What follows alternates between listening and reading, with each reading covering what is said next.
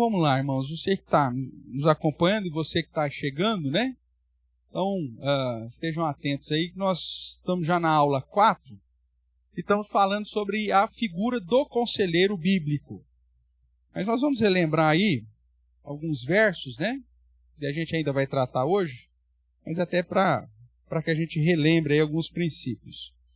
Colossenses, texto clássico aí, né?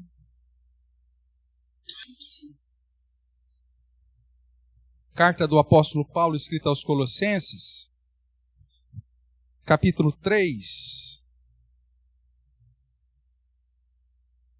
verso 16 e 17. Ele vai nos dizer assim, tratando ainda como as características dos salvos, né, dos eleitos, santos e amados de Deus, ele diz assim: habite ricamente em vós a palavra de Cristo, instruí-vos e aconselhai-vos mutuamente em toda sabedoria, louvando a Deus com salmos e hinos e cânticos espirituais, com gratidão em vosso coração. Irmãos, dentro dessa tarefa da mutualidade, né, sendo mútuo, abençoando-nos mutuamente, nós vemos que o aconselhar, para justamente termos uma vida de comunhão com Deus, faz parte desse processo. Mas, para que isso ocorra, o verso nos dá a dica de que para instruir-nos uns aos outros e aconselharmos uns aos outros, primeiro é a necessidade de que a palavra de Cristo habite ricamente em nós. Nós partimos do pressuposto que as Sagradas Escrituras é a revelação de Deus e que, portanto, somente a Bíblia, como Paulo vai dizer em Romanos, é o poder de Deus. Somente as Escrituras é o poder de Deus, inclusive para a salvação. Não existe outro mecanismo. E uma das coisas que, infelizmente, a igreja acabou, eu falo igreja no modo geral, né, acabou desprezando, é que ela deixa as Escrituras, a palavra de Cristo de lado, e dá ênfase a coisas que não trazem vida, que na verdade só ludibriam. Então, quando você olha para a igreja contemporânea, você vê cada vez mais uma prática de ludibriação e de menor instrução. Geralmente as igrejas não estudam a palavra. Ou elas citam a palavra, agora com esse modismo agora das igrejas coach, né, como eu disse, não tem nem como você levar mais a Bíblia para a igreja, porque não tem luz. Você abrir a Bíblia e ler, você não consegue. Né? É só fumaça, luzes e refletores e tudo mais, então nem isso. Quando muito ainda projetam lá algum versículo bíblico, mas o ensinamento vai ficar todo em volta à experiência do pastor. Mesmo nas épocas mais antigas, quando ainda não tínhamos o fundamento aí da igreja coaching, nós tínhamos a teologia da vaidade. O que é a teologia da vaidade? A teologia da vaidade é aquela que deixa a Bíblia de lado e o sofrimento de Cristo de lado e foca no meu testemunho pessoal. Você vai em igrejas que o testemunho do infeliz miserável, que é um pecador, parece que ele é mais impactante do que aquilo que Cristo fez na cruz. E nessa teologia da vaidade, dá então as oportunidades para cada um se envaidecer diante da igreja. E aí o cara conta, e muitas vezes ele conta esse testemunho até com certo orgulho da vida regressa dele. E conta os seus pecados com ar de soberba,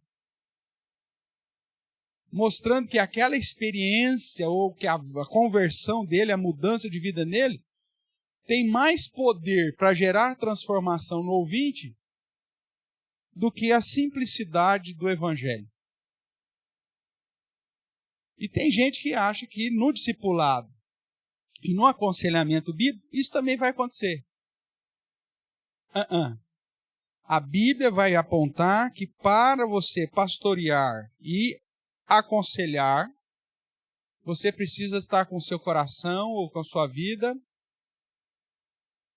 plenamente cheia da palavra de Cristo, da palavra de Deus. Não é da sua experiência. Sua experiência é sua. A sua experiência não sobrepõe a verdade do Evangelho. Por mais mirabolante que tenha sido a sua vida, não é mais poderosa do que a mensagem do Evangelho de Jesus morreu na cruz por nós. Então, no aconselhamento, o perigo do conselheiro é justamente achar que ele é o rei da cocada e que ele é o cara mais importante no processo. Não é. O foco é sempre na palavra e na ação do próprio Deus. Um outro texto que é básico para a gente relembrar aí sobre a importância do aconselhamento, Romanos, capítulo 15, verso 14. Acompanhe a leitura que farei. Diz assim: E certo estou, meus irmãos, sim, eu mesmo, a vosso respeito, de que estáis possuídos de bondade, cheios de todo conhecimento. Esse conhecimento, obviamente, é relacionado às Escrituras. Aptos para vos admoestardes uns aos outros. Então, é um processo aqui que o conselheiro tem que estar atento. Então, relembrar desses dois versos que são chaves para o aconselhamento, então, vamos caminhar aqui na nossa aula. Nós já tratamos aí, né, você que está acompanhando, na aula 1, 2 e 3, todos esses pontos aí que já estão nos slides. E agora nós estamos tratando sobre como ser um conselheiro bíblico e qual o perfil que se espera desse conselheiro bíblico. Na aula 5, nós vamos falar sobre esse processo da mudança e depois vamos entrar em alguns exemplos de situações vividas, né, em que a palavra de Deus tem o poder para aconselhar e mudar. Nós já vimos que, quando tratamos de aconselhamento, e aqui não estamos falando de aconselhamento bíblico, estamos falando de qualquer tipo de aconselhamento, você tem 3 elementos envolvidos.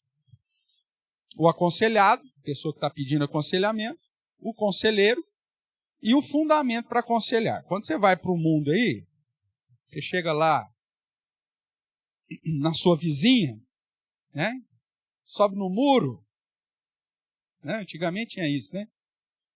Põe lá um banquinho lá, subia no muro, fulana! Aí vinha lá fulano. Ai, deixa eu falar com você, o que está acontecendo? Você tem lá a aconselhada que subiu no muro para te chamar, atrapalhar, você fala, lá vem a fulana de novo. Né? Você que era conselheira e o fundamento do seu aconselhamento. Ela chegava, não sei mais o que eu faço com meu marido, fulano. O que foi? Bebeu de novo? Bebeu. Chegou em casa, não sei o que eu faço. Ela fala, aí a outra vai ter um fundamento de aconselhamento. Ela vai falar assim, eu li uma frase no caminhão que passou, caminhão do gás. Né? E aquela frase, menino, se você colocar aquilo em prática, vai ser maravilhoso. Então, qual que é o fundamento do aconselhamento dela? É a frase do caminhão. Ou então ela vai dizer assim, minha avó já dizia. Tem isso?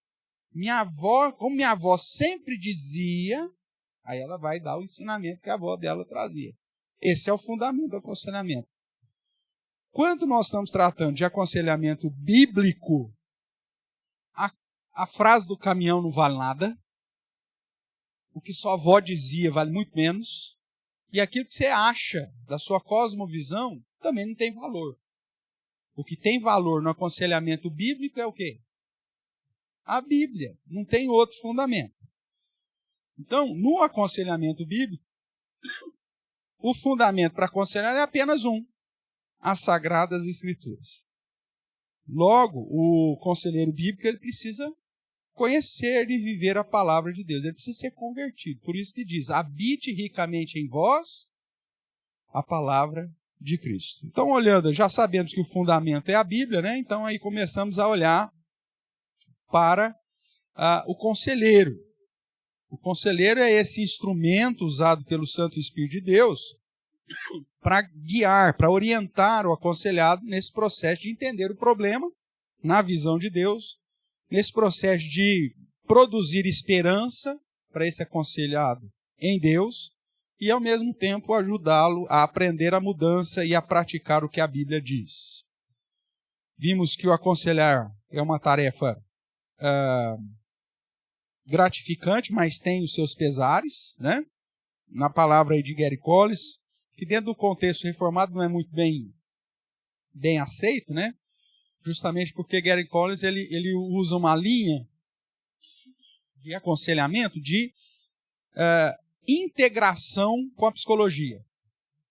Então, você vai pegar os livros dele, você tem que separar bem, porque tem hora que o fundamento dele vai estar mais na psicologia humanista do que nas escrituras. Então, por isso que muita gente não gosta, dentro dos círculos reformados, né, dos escritos de Gary Collis. Eu tenho sempre lido na perspectiva daquilo que ele foca sobre o padrão bíblico, maravilha. E quando ele vem trazendo essa interação com a psicologia, aí a gente tem uma postura mais conservadora. Afinal de contas, a gente pode até interagir com as ciências, mas nunca fazendo com que a ciência determine o que a Bíblia diz. Mas o que a Bíblia diz é que vai colocar os limites na minha interação, seja ela com qualquer ciência, inclusive com a psicologia. Tudo bem? Isso aí a gente já tratou algum tempo atrás. Então, por isso, o conselheiro ele tem que estar nas mãos de Deus, ele tem que estar nas mãos do maravilhoso conselheiro, Jesus, como é expressado lá em Isaías. E no conforto do Consolador, que é o Espírito Santo. Então nós, semana passada, paramos aqui, né? Nós vimos esses textos todos e citamos esses 4 princípios aí do conselheiro bíblico. O conselheiro bíblico ele precisa ser, primeiro, crente dependente de Deus, só citamos, né? Ele precisa ser treinado, ele precisa ser fiel às Escrituras e ele precisa ser conhecedor dos princípios e preceitos bíblicos, né? Ou seja, os métodos e as estratégias bíblicas para analisar o problema, gerar esperança e indicar mudança.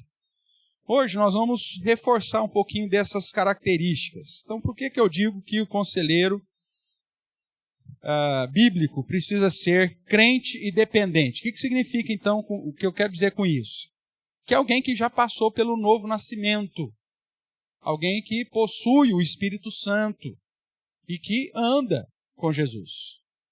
Porque senão você não vai ter o que ensinar, meu amigo. Jay Adams, né? Até eu trouxe hoje aqui o livro para mostrar, que eu já estava prometendo. São 2 livros essenciais. Esse aqui é a Bíblia do aconselhamento, vamos dizer assim, né? Dentro da perspectiva reformada, bíblica. O primeiro livro que ele escreveu chama Conselheiro Capaz, onde ele apresenta o argumento que a Bíblia é suficiente, de que o Espírito Santo é suficiente e vai dar as diretrizes do aconselhamento.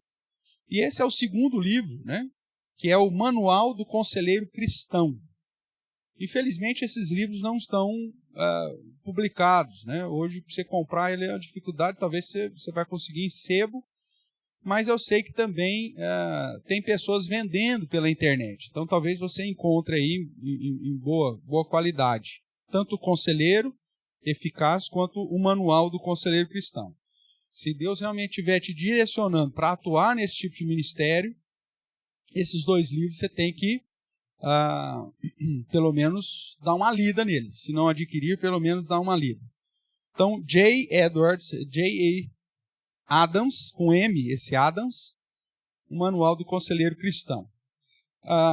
Nesse livro aqui em especial, ele vai tratar sobre o conselheiro bíblico, e ele vai até além daquilo que eu estou falando, porque ele diz assim, que o aconselhamento sempre vai ser, no mínimo, em 3 pessoas, para Jay Adams, que é o conselheiro, o aconselhado, e Deus.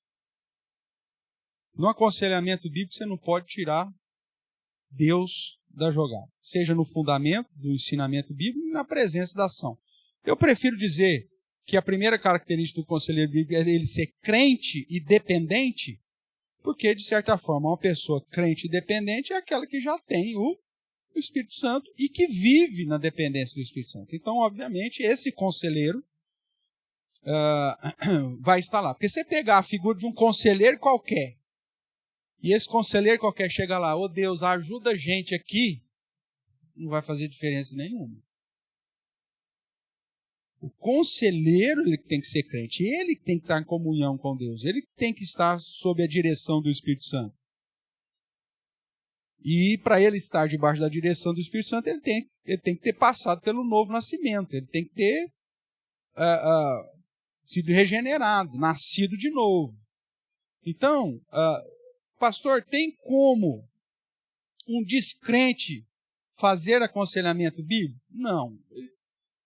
Ele vai citar versos bíblicos, como a vizinha citava a frase do caminhão.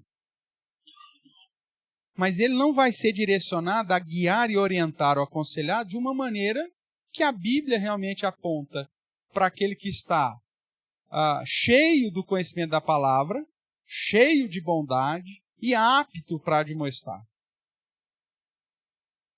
Porque somente aquele que está vivendo na presença de Deus, independente do Espírito Santo, é que será conduzido, inclusive, a lembrar de princípios e preceitos bíblicos para serem aplicados em determinado contexto do aconselhamento.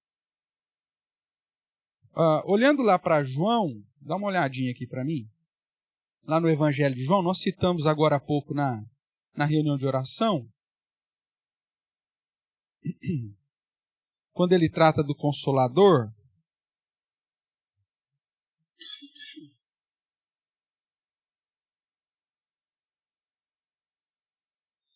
ele vai, desde o capítulo 14, vamos ver aqui o capítulo 14, o verso 17.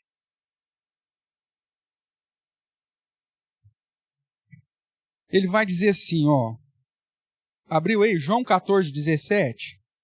O Espírito da verdade, está referindo-se ao Espírito de Deus, Espírito Santo, que o mundo descrente não vai receber esse Espírito Santo. Como que um cara descrente pode ser um conselheiro bíblico? Não vai. Ele só vai ser um papagaio citando versículos bíblicos. Porque ele não pode. O Espírito da verdade que o mundo não pode receber, porque não vê, nem o conhece. Vós o conheceis porque ele habita convosco e estará em vós. Aqui Jesus falando que viria, e hoje nós sabemos que todo aquele que passou pelo novo nascimento, o Espírito Santo habita nele. E esse faz toda a diferença. É por isso que nós podemos fazer obras maiores, como Cristo disse. No Antigo Testamento, o Espírito Santo não habitava no povo. Ele vinha sobre o povo, ou sobre algum indivíduo específico para fazer determinada situação. Hoje não, nós temos o privilégio, aqueles que entregaram a sua vida a Jesus, passaram pelo novo nascimento, de ter o Espírito Santo habitando em nós. Inclusive nos conduzindo. Então, o conselheiro bíblico, ele tem que ser crente dependente, senão ele não vai ser instrumento. E outra coisa, veja o verso 26 aí do capítulo 14. Mas o Consolador, e aí ele deixa claro, né, que é o Espírito Santo, né, não é o islamismo, não é o kardecismo, é o Espírito Santo, que é o Consolador, a quem o Pai enviará em meu nome, esse vos ensinará todas as coisas e vos fará o quê? Lembrar de tudo o que vos tenho dito. Então o Espírito Santo é esse agente que vai me ensinar e vai me fazer lembrar.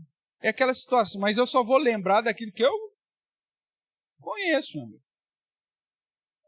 Não é uma perspectiva de possessão. O Espírito Santo te toma como sendo uma perspectiva espírita. Não é isso. Não é uma questão de como que chama lá?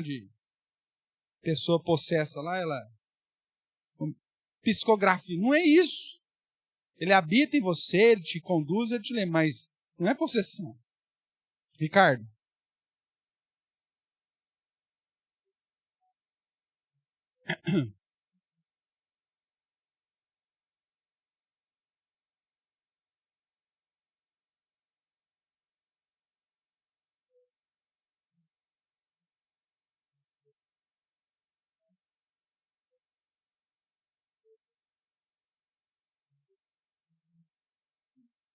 Perfeito.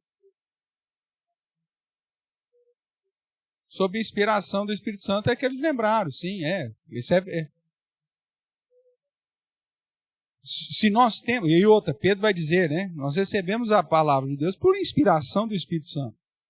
Que justamente fez, mesmo porque o registro dos evangelhos foi anos depois do fato propriamente. Isso foi a ação direta dele, da inspiração dele. Então, tanto nesse sentido, do registro da revelação, mas hoje ainda no sentido de que quando eu tenho contato com essa revelação, o próprio Espírito Santo me dirige no momento que eu preciso. Então, falando desse primeiro ponto aqui, o conselheiro bíblico ele precisa ser crente, ele precisa ter passado por esse novo nascimento, né?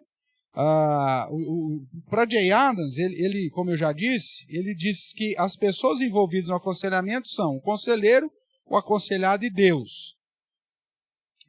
E ele faz isso porque ele está combatendo alguns ensinos da sua época, né? Mas para nós aqui, a ideia é que o conselheiro crente e dependente, convertido, né? Portanto, ele tem o Espírito Santo, esse Espírito Santo como esse consolador faz justamente eu me lembrar daquilo que eu aprendi de Cristo e ao mesmo tempo aplicar isso da maneira correta. Nós vemos que o Espírito Santo ele age na vida do crente durante toda a sua vida, né? Inclusive conduzindo esse crente para a vida de santidade. E segundo Jay Adams, ele vai dizer, o Espírito Santo deveria ser considerado a pessoa mais importante dentro do aconselhamento. Alguém que não passou pelo novo nascimento não deveria aconselhar ninguém. Por que, pastor, não deveria aconselhar ninguém? Porque a Bíblia já diz que do nosso coração procede o quê? Maus desígnios, prostituição, tudo que não presta. Ou mesmo, como nós já vimos, o nosso coração é enganoso. Então, se eu não estou com o Espírito Santo, eu estou cheio de mim mesmo. E aí, quando eu vou aconselhar puramente cheio de mim mesmo, o que vai sair? Só porcaria. E é por isso que Jay Adams ele confronta tanto a perspectiva do terapeuta profissional não crente. O que esse cara vai falar para você, meu amigo? Ele não conhece o Espírito Santo, que é a fonte da vida, que é a fonte da transformação. Ele não consegue resolver nem os problemas dele. Você pega Skinner, né, o pai talvez dessa psicologia motivacional, de mudança e tal. Os filhos dele deram em nada. Se suicidaram. Uma loucura a história desse homem. E que na década de 50, 60, sei lá, foi reverenciado como agora o cara resolveu o problema do mundo. Quem não tem esse novo nascimento, irmãos, ele não tem o que oferecer, ele vai oferecer daquilo que o coração dele está cheio. A própria Bíblia diz, a boca fala do que está cheio o coração. Se o cara não tem o Espírito Santo de Deus, o coração dele está cheio de maus desígnios. É um coração enganoso, corrompido pelo pecado, manchado pelo efeito noético do pecado. A sua mente está manchada. Mas ele pode falar alguma coisa boa. Lógico, graça comum, nós já estudamos isso aqui. Mas para resolver o seu problema, você tem que ir direto à fonte. A fonte é o próprio Deus. Sua palavra. Receber conselho de ímpio é a mesma coisa que você desprezar a verdade para correr atrás da mentira.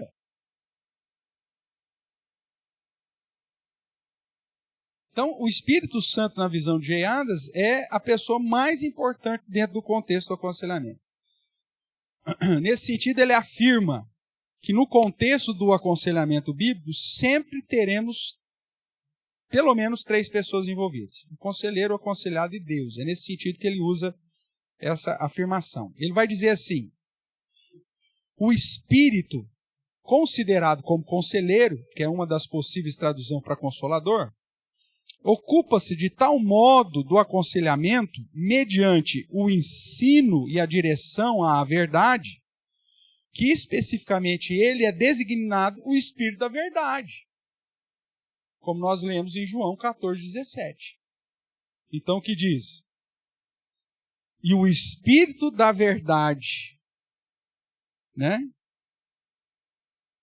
habitará convosco e estará em vós. Então ele recebe esse título de o Espírito da verdade porque só ele pode nos direcionar a toda a verdade. Mesmo que essa verdade seja uma verdade dura, que nos confronte e que exige uma mudança. Mas a verdade é ser verdade. Por que ele é o Espírito da verdade? Porque a própria palavra também chama ele do Espírito de Cristo.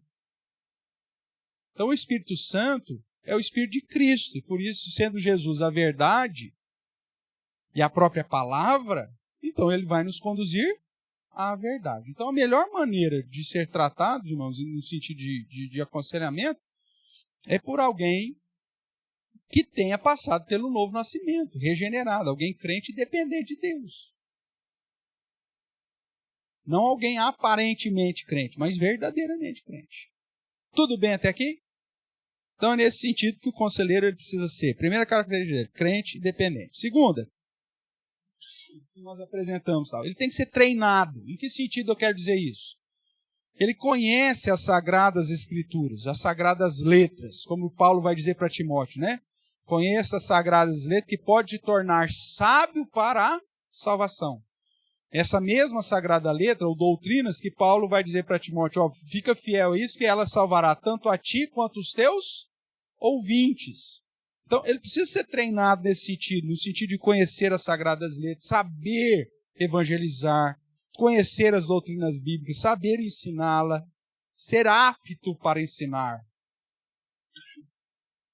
Porque se ele não passa por esse processo, irmãos, ele não vai ser o guia, o orientador que ele deveria ser. Então, o conselheiro, ele segue os ensinos de Jesus e a ação do Espírito Santo que o capacita para toda boa obra. Então, isso é um treino. Por isso que quando se trata de algumas situações ou ministérios que exigem uma atividade de ensino, você tenha dentro das qualificações para que ele não seja novo na fé. Lembra das qualificações para exercer o presbiterato? Que não seja neófito. O que é neófito? Nova planta, um novo convertido. Os diáconos, como que é dito? Sejam primeiramente experimentados. Lembra disso? Então, para exercer funções, você está tratando de vida, irmãos. Dependendo do que você falar, você pode conduzir a pessoa para a vida ou para a morte. Dependendo do aconselhamento que você der, você pode trazer alento ou trazer um peso terrível. Então, você tem que estar preparado para isso. J. Adams vai falar assim, a função orientadora e didática do conselheiro bíblico pode ser visto claramente em João, o modelo aqui do Espírito Santo, né? Então ele vai ver aí, ó, João 14:26, nós já lemos, o Consolador, o Espírito Santo, a quem o Pai enviará em meu nome, esse vos ensinará todas as coisas, e vos fará lembrar de tudo que vos tenho dito. Então essa função orientadora e didática, ela passa pelo fato de que você precisa aprender todas as coisas e lembrar daquilo que foi ensinado. Quando você olha lá, e o aconselhamento discipulado anda de mãos juntos, você olha lá para Mateus capítulo 28, quando Jesus diz, fazei discípulos, né? Indo, ou ide, fazei discípulos de todas as nações, batizando em nome do Pai, do Filho e do Espírito Santo, e ensinando-os a guardar o quê? Aquilo que é mais ou menos. Ensinando a guardar o quê? todas as coisas que vos ensinei. Então, esse processo, você tem que ter um conhecimento razoável, porque senão você vai falar daquilo que você acha. E quando você fala daquilo que você acha, você não está sendo um conselheiro bíblico. Você está sendo qualquer coisa menos um conselheiro bíblico. Tudo bem até aqui? Então vamos lá, João 16, verso 13. Ele vai pôr aí: quando vier, porém, o Espírito da verdade, mais uma vez, né, ele é designado como Espírito da verdade, ele vos guiará toda a verdade. Porque não falará por si mesmo, mas dirá tudo que tiver ouvido e vos anunciará as coisas que hão de vir.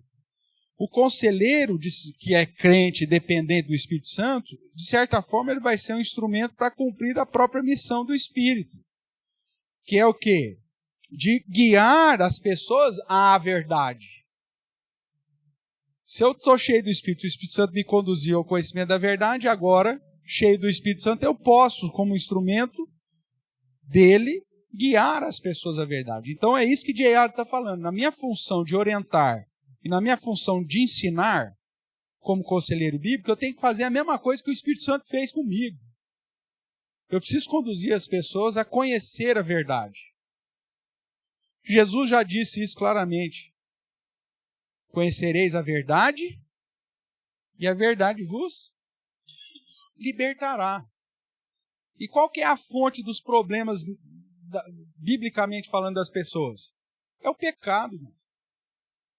É o fato de termos nascido num contexto de queda, influenciado pelo pecado. Nós vamos ver, e J. Adams, né, vai defender isso, que até os problemas físicos que temos, a fonte original vai ser a queda, vai ser o nosso próprio pecado.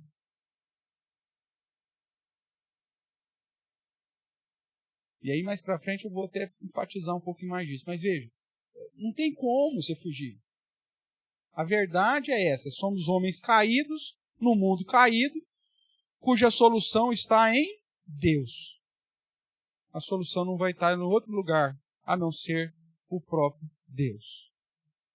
Então ele vai dizer, seus métodos, falando do Espírito Santo, né, como conselheiro, são descritos aqui em João 16, que é justamente aquilo que nós lemos na reunião de oração, que é que ele diz, que é convencer o mundo do pecado, da justiça e do juízo. Esse é o método do Espírito Santo. Convencer o mundo do pecado, da justiça e do juízo. Do pecado, verso 9, porque não crê em mim. Então, você é pecador, você precisa de Cristo. O aconselhamento passa por evangelismo. Lembra que nós já falamos aqui em outro momento? Que o primeiro passo para você conseguir resolver o problema de alguém na perspectiva do aconselhamento bíblico é apresentar o evangelho para ele. Se o cara não for crente, também não adianta nada. Se ele não reconhecer Jesus como Senhor e Salvador dele, ele vai continuar na prática do pecado. Você vai falar, olha, arrependei-vos. Ele fala, não, eu quero continuar vivendo na prática do pecado. Se não houver arrependimento e fé, me permita aqui uma brincadeira infeliz, né? Para esse, sim, servem os psicólogos. Porque o cara não quer tratar pecado. Ele quer maquiar o pecado dele. Ele quer tornar o pecado dele aceitável à sociedade. Então ele tem que procurar o ímpio mesmo. Para esse serve. Agora, para aquele que quer resolver o problema, e o problema na perspectiva bíblica é um homem descendente de Adão, e como descendente de Adão pecador, então a solução vai estar na visão bíblica. Aí, para aqueles que querem isso, ótimo, aconselhamento bíblico deles. Então, convencer o mundo do pecado, da justiça e do juízo. Do pecado, porque não crê em Cristo, da justiça, no sentido que a ação de Deus, né, de Jesus, nos justificando, por isso ele vai para o Pai, e do juízo, porque o príncipe desse mundo já está julgado, ou seja, porque em Cristo já está tudo consumado. A solução é essa. E o Espírito Santo, como Consolador, está conduzindo as pessoas para isso. Então, eu preciso estar treinado nesses métodos que o próprio Espírito Santo usa. Eu preciso estar treinado nessas estratégias bíblicas de confrontação, como nós já vimos. Lembra de Natã com Davi? Ele usa toda uma estratégia para desmascarar Davi. O próprio Deus conversando com Caim. Eu preciso ter todos esses conhecimentos. Outra, eu preciso conhecer a antropologia bíblica. O que a Bíblia diz sobre o homem? O que o homem é na visão bíblica? Na visão da psicologia, você já sabe, o homem é neutro. E em alguns casos, não, o homem é bom. Não, o ser humano é bom. É, tão bom que está lá, uma miséria terrível lá no Rio Grande do Sul, morrendo gente para tudo lá, e o cara consegue entrar na casa dos outros para fazer o quê? Para saquear. Pega as criancinhas que estão lá sem pai, sem mãe lá, e está raptando as crianças. Abusando sexualmente delas. A psicologia, não, o homem é bom. O meio que corrompeu. Se o homem é bom, que meio que corrompeu? Não existe isso, isso é ilógico. Se todo mundo é bom, por que ficou ruim? A Bíblia vai no caminho contrário. O homem é mau. Os seus desígnios são maus. Ele é pecador. Isso inclui você e me inclui também. A diferença, irmãos, é que a gente está dentro de um processo da graça.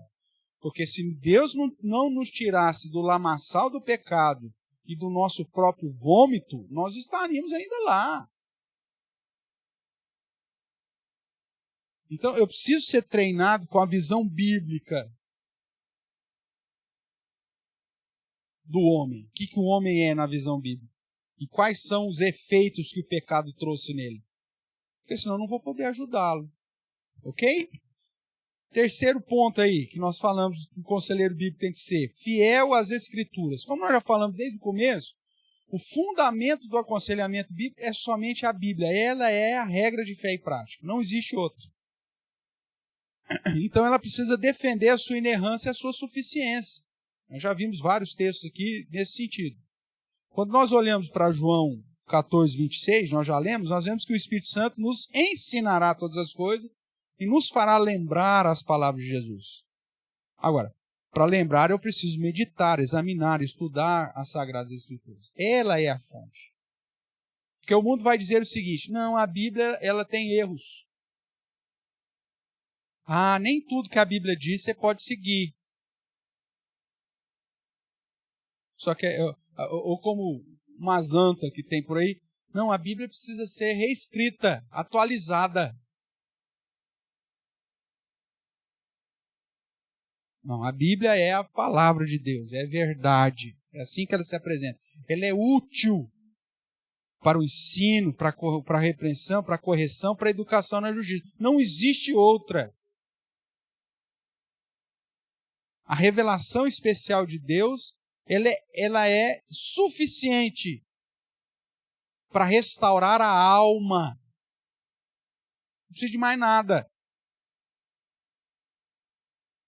Então, o conselheiro bíblico ele tem que enxergar a Bíblia, crer na Bíblia como a Bíblia se auto-revela, como sendo palavra de Deus para o benefício do próprio homem.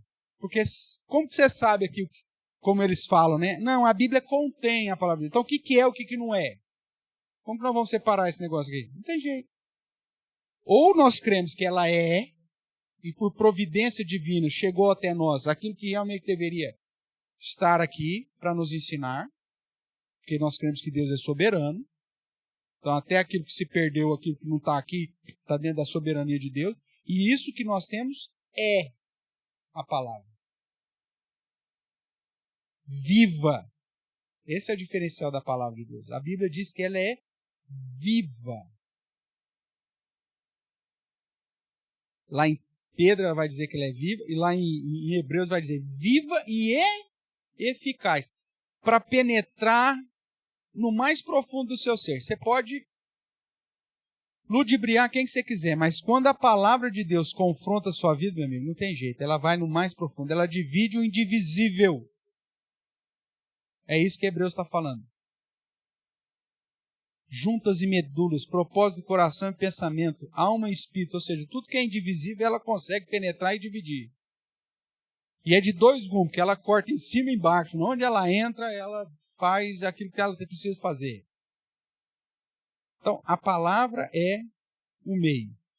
J. Adams vai dizer, ignorar o Espírito Santo ou evitar o uso das Escrituras no aconselhamento equivale a um ato de rebeldia autônoma.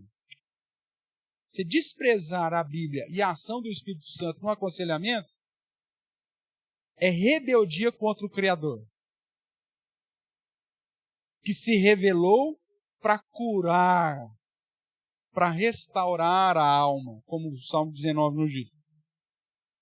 Dando sabedoria aos simples. Então, a terceira característica do conselheiro bíblico é a sua fidelidade às Escrituras. Quarto ponto aí para reforçar. Um conceito um pouquinho maior, mas diz conhecedor dos princípios e preceitos. O que significa isso?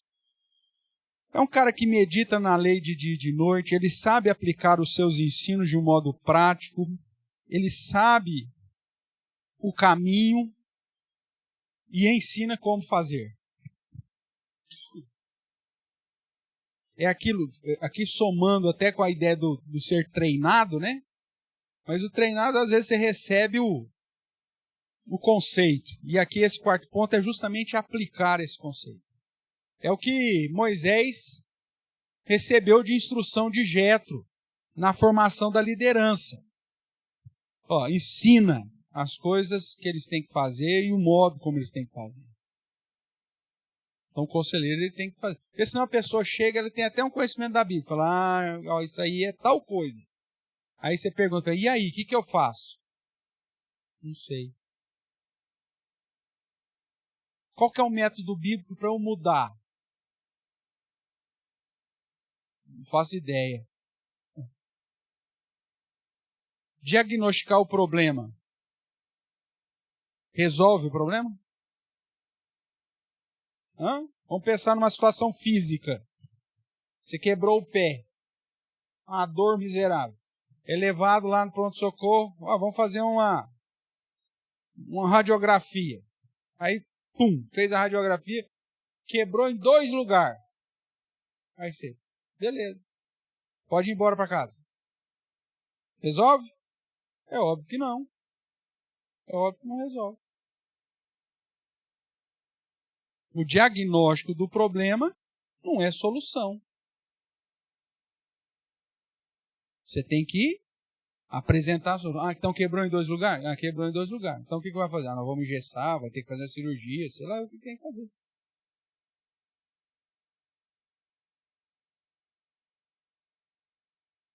Eu preciso conhecer o princípio e os preceitos para aplicar isso, para resolver. Então, mesmo a Bíblia nos apresenta métodos e técnicas a serem aplicados no aconselhamento bíblico. Nós precisamos conhecer e aplicá-los de um modo fiel. Né? Por isso que a Bíblia nos incentiva a ensinar outros homens a fazer o que tem que ser feito, lá em 2 Timóteo 2,2.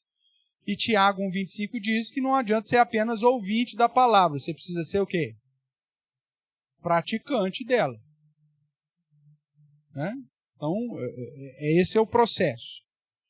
Porque dentro da tarefa nossa aí, o conselheiro ele confronta e edifica. Não adianta você só confrontar. O seu problema é esse. Tá, mas aí como que eu faço? Qual que é a edificação para eu mudar? Como que eu vou agir nessa perspectiva? Né? Eu preciso entender. Veja esse texto lá, 1 João 4, verso 6.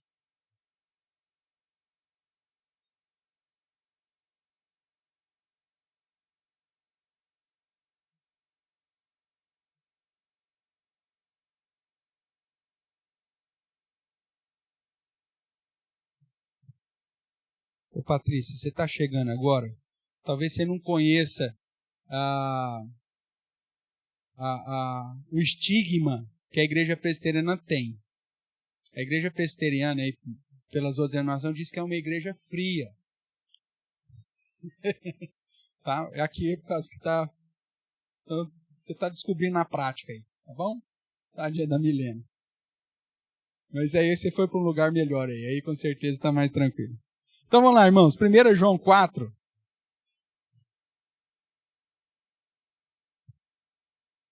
1 João, capítulo 4, verso 6, diz assim: Nós somos de Deus. Aquele que conhece a Deus, nos ouve. Aquele que não é da parte de Deus, não nos ouve. Nisso reconhecemos o espírito da verdade e o espírito do erro. Então o que acontece? Como conselheiro, você vai conduzir a pessoa à verdade. Se o cara não for de Deus, meu amigo, você vai falar aquilo, o que vai acontecer? Ele não vai te ouvir. Vamos pegar aqui uma situação. Né? O cara chega, está fisicamente detonado, com úlcera, gastrite, sei lá eu, tarará, tatatá. Aí você conversa com o cara, você descobre que o cara tem uma raiz de amargura profunda no coração, um ódio miserável do pai dele. Ah, meu pai não foi isso, não foi aquilo, fez isso, não fez aquilo. E veja, o pecado do pai não diminui o meu pecado. Né? Mas é o cara com ódio miserável, que aquilo lá está comendo ele por dentro, está adoecendo o cara. Aí você chega e apresenta para ele um princípio bíblico, que é o princípio do perdão.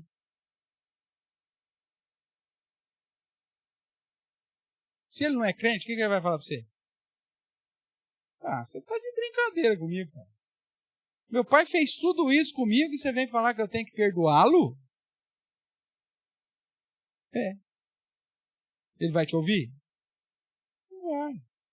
Porque ele não está no princípio de ser de Deus.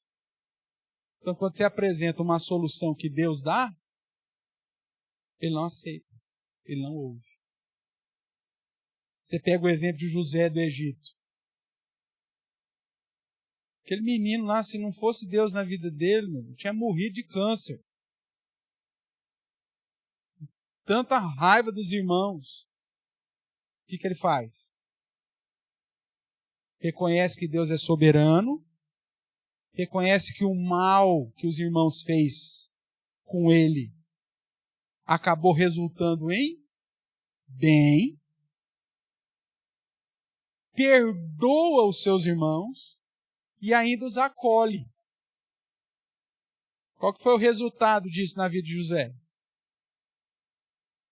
Morreu velho, farto de dias, abençoado, ao ponto de ter porção dupla. Tanto é que você, quando vai olhar na história do povo de Israel, José era filho de...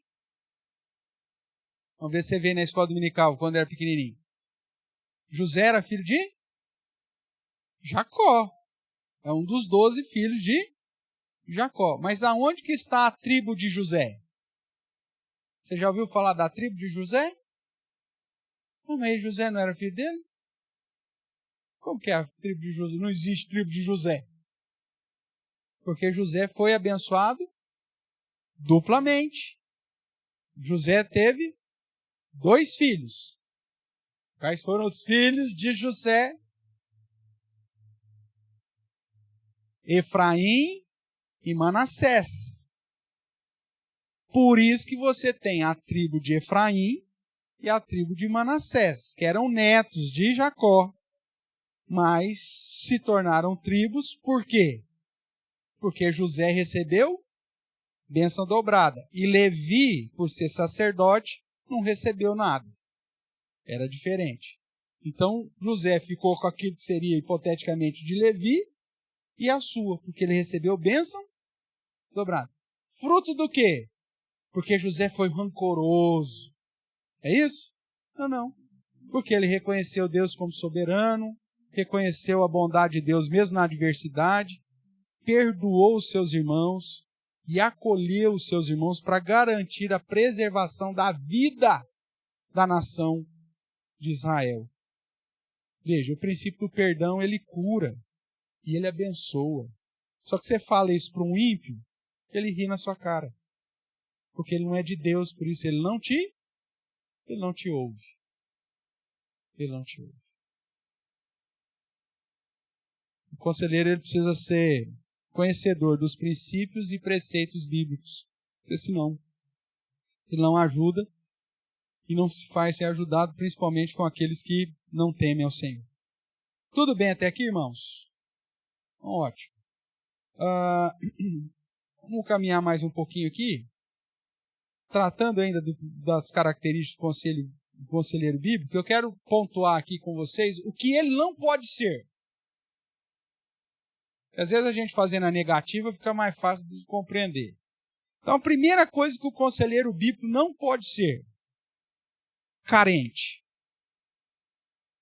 Ele tem que ser um cara resolvido. Não pode ser carente. Porque ele corre o risco de usar o aconselhamento para suprir as suas próprias necessidades e carências. Tem conselheiro que fica muito mais apegado ao aconselhado. Por quê? Porque ele é carente. Lembra que eu falei que o aconselhamento ele tem princípio, meio e fim. O conselheiro carente, ele nunca dá alta, né? Ele nunca termina o aconselhamento. Porque ele cria um vínculo com o aconselhado e ele não quer nem resolver o problema do aconselhado. Então, não serve. Ele corre o risco, inclusive, por ser carente, de ser manipulado pelo aconselhado. Ou de se envolver demais. O cara carente, ele se torna uma esponja. Irmãos, eu sei que é difícil. E a empatia vai fazer parte do aconselhamento. Mas você vai ter que chegar num determinado momento de entender que aquilo que você vai tratar no aconselhamento deve ser tratado no aconselhamento. Se você trazer isso para a sua vida pessoal, você não vive mais. Você não dorme mais. Se você for carente, não entra nesse negócio que você vai se dar mal.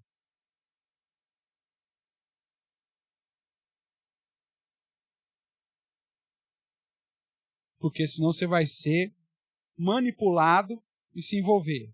Outra coisa que o conselheiro bíblico não pode ser: controlador. Você está ali para orientar, não para ditar. Você é um ditador. Você tem que fazer o tudinho que eu te mandar. Não, você não é o Espírito Santo. Você é só um instrumento. Então, quando o conselheiro quer impor o seu jeito de ser e fazer no lugar do aconselhado, ou quando ele se sente superior e exige dependência dele. Isso aqui acaba acontecendo muito em igreja neopentecostal. O cara usa eu sou a sua cobertura espiritual. Provavelmente você já deve ter ouvido isso em algum lugar. Cobertura espiritual. Então o que acontece? Você não pode dar um espirro sem falar comigo.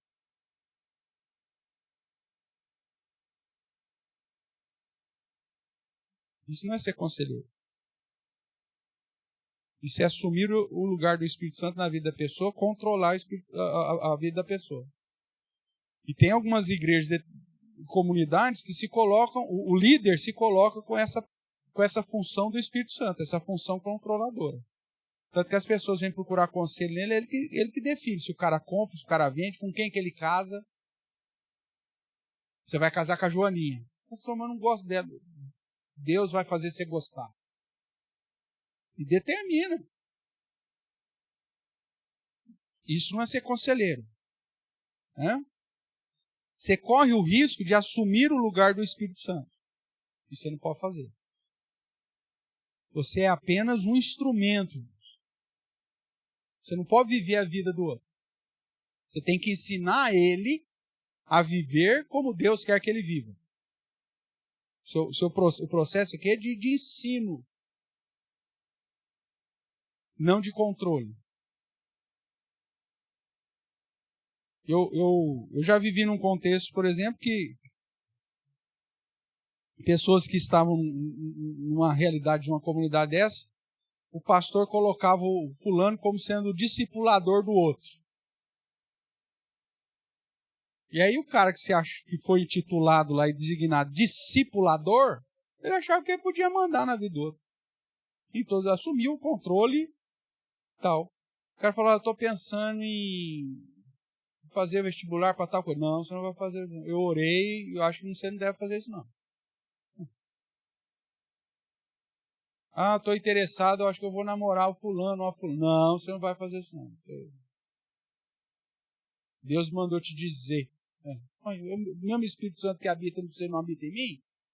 Que palhaçada é essa agora? É o cara que quer ser o controlador. O conselheiro bíblico ele não pode ser controlador. Ele não está ali para controlar a vida de ninguém, ele não é o Espírito Santo.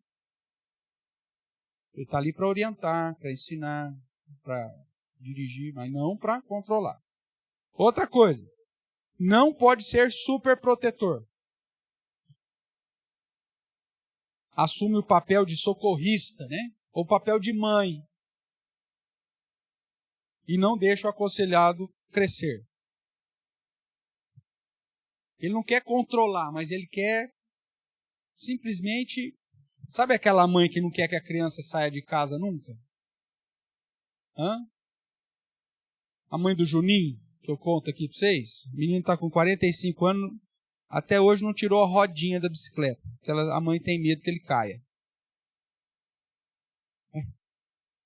Cair, velho. Tem que aprender. O conselheiro, ele se transforma numa postura de mãe super protetora, que, por exemplo, ele sabe que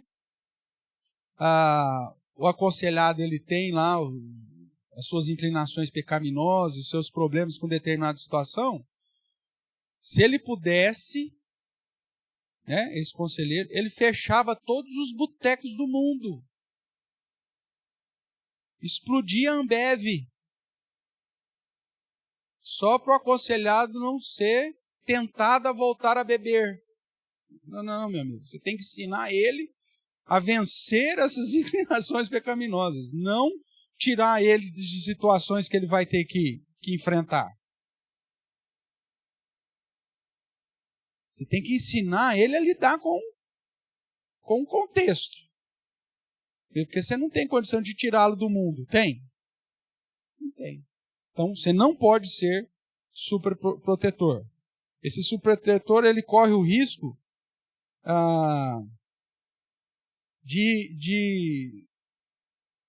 do aconselhado ver que o cara tá nessa postura, e aí o cara se fazer de vítima e te manipular de tal forma que ele vai te escravizar. Aí o cara te liga 3 horas da manhã.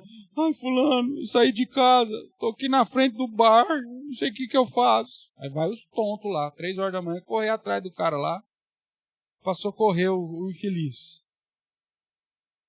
E esse cara vai te escravizar. Porque ele já viu que você, como um conselheiro, você é um super protetor. Ah, eu não estou bem para ficar em casa. Você me leva para casa? Você leva o infeliz lá para dentro da sua casa. Ah, essa data para mim é uma data muito difícil, porque eu lembro meu avô que morreu já há 30 anos, aí eu fico abalado. Eu posso ficar com você esse final de semana? Com esses restinhos desses últimos 15 dias? Aí o conselheiro protetor, que já falou, não, claro, coitado, eu sei que é uma data muito difícil para ele. O vô já morreu 30 anos, mas ele não saiu do luto ainda. Vai dar certo? Não. Você tem que saber qual que é a postura do conselheiro. E, inclusive, às vezes dá uma chamada no cara. Falou, meu amigo, sou sua mãe, velho.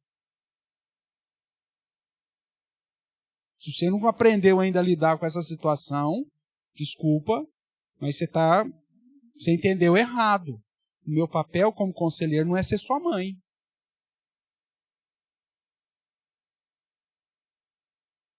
Opa, vai chocar o cara? Você vai chocar. Dependendo do aconselhamento, você vai ter que chocar o cara. Porque senão ele vai ser o seu bebezão. E o que é pior, tem conselheiro que gosta disso. Eu conheci um cara que ele tinha lá 3, 4 pessoas que ele aconselhava. E era um contexto lá da Baixada Santista, muita droga, muita promiscuidade, prostituição, tá lá. O que esse cara fazia? Ele não dormia, ele saía de madrugada para passar na frente da casa dos caras que ele aconselhava, para ver se os caras estavam lá. Se passar na frente da casa de alguém, nossa, a moto do fulano não está aqui. Aí ele rodava o Guarujá inteiro para achar o fulano. Isso não é papel de conselheiro. Você não é mãe. Você vai confrontar o cara. O que você fez, o que você deixou de fazer, onde você está, não sei o quê, porque você está com sono, tudo bem. Aí. Fazer isso? Não precisa nada disso. Senão você corre o risco aí de manipulação e gerar essa dependência e escravidão. Outra coisa, você não pode ser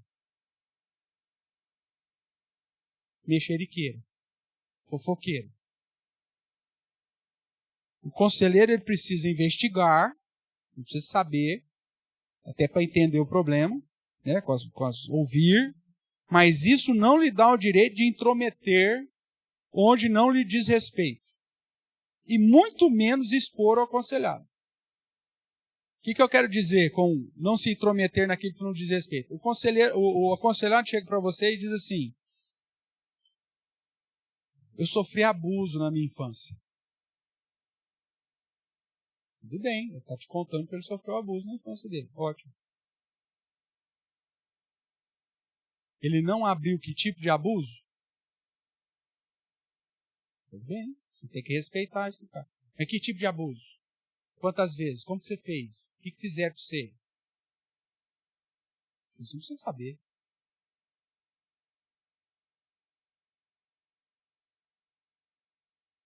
Aí é ser intrometido.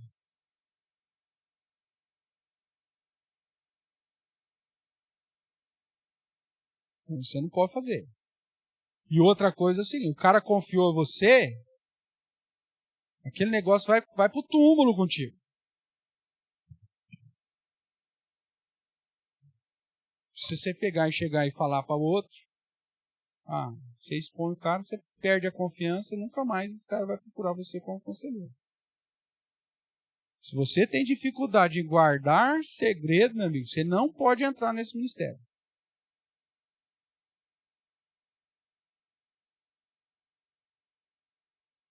Porque uma hora você vai expor alguém e esse negócio vai dar um maior problema. É lógico, às vezes você pode usar, você usa de experiência, de falar, já tratei disso, já tratei daquilo, já fiz isso e aquilo. Quando a pessoa te dá permissão ou quer converter, não, só pode contar o meu caso, tal. Opa, diferente. Agora, se você não tem isso, ou se não é um conhecimento público, você não deve usar. Porque você corre o risco de perder a confiança, né, do seu aconselhado, o cara não confia mais no seu, e até perder o seu ministério. Então, não pode ser carente, controlador, superprotetor, mexeriqueiro. Isso aqui é os principais. Tem mais coisa, pastor? Tem, claro que tem. Mas hoje nós vamos ficar por aqui. Semana que vem, irmãos, nós vamos começar a tratar como então ser um conselheiro bíblico. E aí trabalhar um pouquinho mais sobre essa questão do treinamento. Falamos um pouco do perfil, né? Do que ele tem que ser, crente dependente, treinado, né? Fiel, às escrituras. conhecedor aí da metodologia, vimos que ele não pode ser, dentro do perfil dele, parente, protetor, controlador, mexeriqueiro. Aí agora, como ser um conselheiro? Eu não vou começar hoje, porque se começar nós não vamos terminar mesmo, vai ficar no meio. Então, aí a semana que vem a gente começa a tratar sobre esse subtema na aula 4 ainda, na parte 3, como ser um conselheiro bíblico. Até aqui, sobre o perfil que nós tratamos, alguma pergunta?